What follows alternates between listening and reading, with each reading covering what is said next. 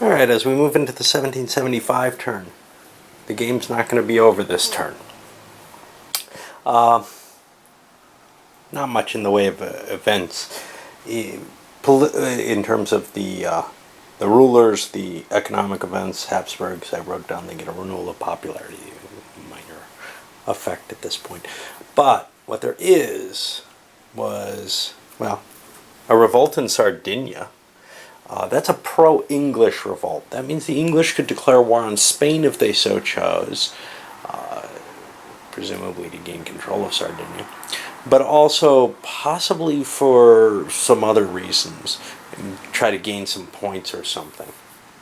I don't think that they're going to do that. They don't feel like they really have a shot at the game either way, but I don't know.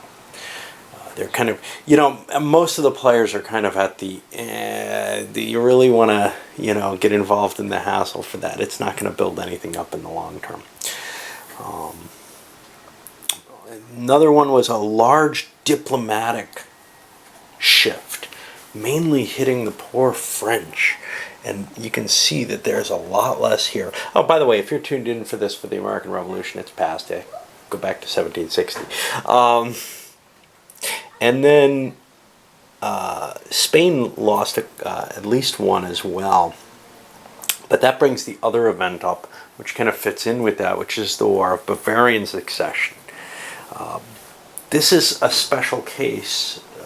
Bavaria offers to join Austria as a permanent ally, permanently in military alliance. Now, there isn't a lot of game left, so that's not that big a deal. Austria can just refuse, and there's no problem with that. But if they accept it, Prussia, who's now neutral and therefore won't open up into a more general war, will declare war on Austria, not on Bavaria. Bavaria could enter, as could other allies like Baden, perhaps. Not that that's terribly valuable. And we also have Venice, which is pretty unlikely to be in or useful. Not a big benefit so far, but if the Austrians win the war, well, first of all, if the Prussians win the war, whoever controls them gets 20 victory points, and Bavaria is no longer a special ally for Austria. They just become neutral. But if the Austrians win, they get to keep Austria, which I don't think is a big deal. But they also get 25 victory points, and that's kind of a... Is this my best way to get points? Is it too risky? And I've got to make a decision on that. Prussia's pretty mighty. But the Austrian army, which was poising itself to face the Turks, may not be in the best position to do so. The other thing is, to attack the Turks, they'd have to declare war, lose 2 stability, 10 victory points. Kind of a painful situation. On the bright side, they could declare war on Moldavia, which is what I was actually planning on, thereby automatically bringing Turkey in the war. It costs the same as a full Turkish declaration, but it brings Moldavia right in, allows them to grab that with an unconditional peace. So there's a couple of victory point options there. I think they're likely to leave Bavaria go. That's going to start the general war, though, if they do that, I think, because we still have this French-Turkish alliance. Well, maybe we don't. Hard to tell. It has to be renewed at this point. And likewise, the Habsburgs aren't going to find anyone willing to help them against the Prussians. The Spanish might be willing to go to war with Turkey once more. Although, and they'd have to renew their alliance to do that. This kind of throws that into question. So I don't know where we're going with the diplomacy. We'll see.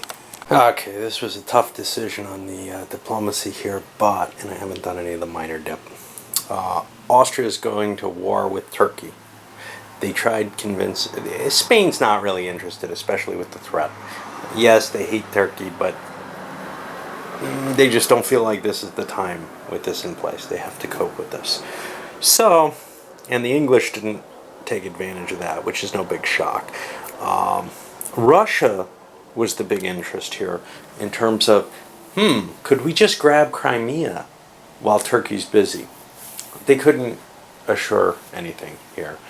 Their stability was too low. Now, you see, France also came into the war.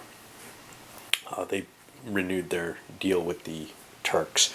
So now Austria's got kind of a problem. Although neither side is really prepared for the fight in the war. And we'll see how the miners ally in this and come into it, as well as whether any diplomatic actions are taken to try to obtain more miners for later in the game. So the only miner who was brought into the war was Venice, fully into the war, which means the French can actually attack Venice and start taking Venetian territories conceivably, which is very appealing to them, especially with Mantua. Kind of surprising, Poland didn't enter the war. I thought they were going to come in on France's side. When I looked at the chart, they're at entering war. They were at plus... no, they were military alliance. Sorry. That's Ohio there. And they have the border adjacency, so they got a +4. They only needed a 4 or higher. They didn't want to come in on this. And they got a lot of grievances against the Austrians. They would have liked to have taken some territory back, but it doesn't seem like that's going to be the case. Alright, almost ready to start the rounds. I forgot to do the miners technology, that's all. But I did roll up the miners, and I can do that right now in front of you. We count down 1, 2, 3, 4. Everything looks good. Yeah. Okay, and now we're looking at Latin improvement. So the Latin Navy and this Navy goes up. We see just about everybody has bumped their way beyond the War and Lace period, except for the poor Russians back here, and of course the laggards. The military, well, you know, there's not really a lot that's going on. You can see the Austrians haven't even really built up their army, except that I put this in the wrong place. Alright, yeah. So the Austrians reinforced a little bit here. They put a leader over here on the Venetian army. The French built up their army about as much as they could, which really what it meant, because they've been building it up, is they built lots and lots of extra infantry to absorb losses with. Once they start taking losses, or if they start taking losses, they can funnel those infantry troops up. They've still got their little revolt to take care of. Everything else is pretty much how, well, the Turks, of course, had to build an army too. But everything else is pretty much as it is. We got a big Venetian army. They got a full army's worth there, trying to defend Italy and deal with the French, but that's not going to be pleasant, I can tell you that. And the entire Austrian army is positioned way up here. Of course, the French aren't in perfect position, but they're not bad. They're able to get an army into place pretty quickly, and another one following up soon afterwards. French Navy is at full strength. It should be able to handle the Venetian Navy. Expansion elsewhere. Finally. So what's shocking here, I finally picked up just a trading post in the Amazon. That'll pull 2 of the 3 fur out. I didn't want to waste a colony on it because colonies are more valuable at the end of the game. So I wanted to boost other colonies that are more valuable. This one doesn't produce much. It's got a 0 income. So, alright. Okay, the often important first round, the English kicked things off. Some exploration into Mysore, and then Captain Cook went to the Ivory Coast, try to improve the amount of slaves that the English can pull out. With the value that slaves are at, they're pretty much the best thing they can get, other than products of the Orient, which, well, they're grabbing the one they can find. French had to do a little bit of trickery to combine the forces here so they could get Rochambeau off the European map and into the off-world map, or rest of the world map. He's a really lousy leader, like a 1-2-2, and he would have been spearheading my attack, or in some other annoying position. As it is, though, we had Broglie, and he got wounded off the track there in driving the Venetians who were sieging Milan out. Reinforcements coming in, and D'Aguillon is clearing up the rebellion.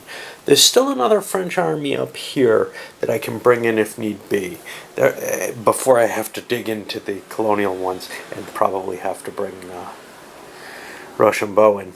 The French navy totally destroyed the Venetian navy, and over here we see the Turks started a siege in Macedonia. The Austrians didn't have enough for a major campaign to spend safely, so they just moved into Moldavia here and are beginning a siege. If they succeed in that, they get an ultimate victory over them, and, well, they can't take them over. That's a problem, but they can, Russia or Turkey could, but they can throw them into vassalage, for example, if that's, yeah, that is available for them. Let's see, maybe Moldavia, yeah, no, it only goes to vassal. That may be the best option. Well, that was a mighty fast turn. Roll to 1, earliest possible time it could end. Not a lot happened on this. The Austrians were starting to spread their forces out, move down, get a command over there for the Venetians, along with additional armies so that they could face the French. The French just started their siege of Mantua. Nothing fell. French fleet in place, ready to move the Turks up and able to face this. So, this turn's basically over. The poor Spaniards have to pull out of their siege. Just everything, everybody who's trying to do anything kind of failed, except for the English, who actually kind of did a wise move. They slipped their fleet back, left Cook there, so that they can get the bonus on placing him. Could he have gone and done other things? You know, something like Aceh would be a valuable location to go find. But I wanted the slaves. That's what I picked, so that's where I am. Alright, on to the administrative stuff for the turn. Right, now we're pushing into the 1780 turn. This is turn 59. There's at most one more after this. We've got the election to the Holy Roman Empire. I wouldn't be shocked if there's some competition for that, but the French are not in the kind of position they were in terms of supporters last time. However, they are in a pretty good, in as good a position perhaps as the time they actually won. Seeing some interesting things show up. So we have some more like Carleton, some more of those American Revolutionary type generals showing up here. For the French, they have Lafayette, whom they need not use over there. On his other side, as an American, he's only allowed in the Americas. Some positioning for some new expansion, etc. I think there was no peace.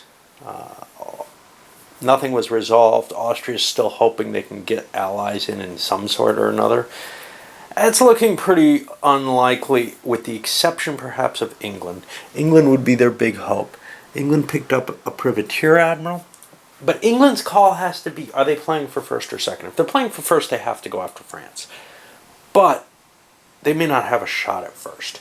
If they're playing for second, the last thing they want to do is haul Austria's bacon out of the fire here. So, I think they may well just sit back and try to play for that second place position at this point. I don't really see any likelihood of taking France down. Now, how realistic is this? You know, France is the preeminent power. They're engaged in a battle.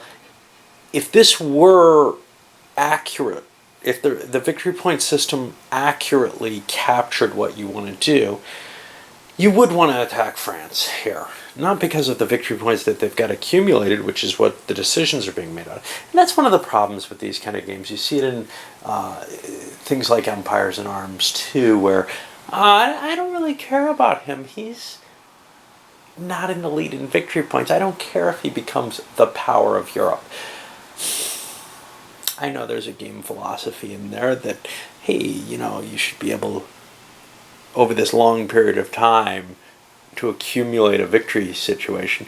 But if you're making your decisions based on the victory points, and I kind of feel like you have to in a game, to some extent at least, well, you're left with just choices that seem ridiculous in the light of things. England would love to get into this war, not because they necessarily think they can win. I mean, from my position, that's the problem. That's the rationale for avoiding this war is, I don't think we can win it. I really just don't. And that's where the call has to be. I think I'll try to lean more towards that. If Britain thinks they have a good shot at winning the war, they should go in against France, even if they don't have a good shot at winning the game. I keep trying to convince myself of this, but it's tough when you've got that victory point limit setting on you. We can see where the stabilities have fallen out. That's one big plus for England. Their stability's in good shape. Their minus, well, they can't really go to war with France without paying a big victory point penalty. And that's the risk here. And that's really the risk for everyone. All right. I'll wrap this one up and start on the next one.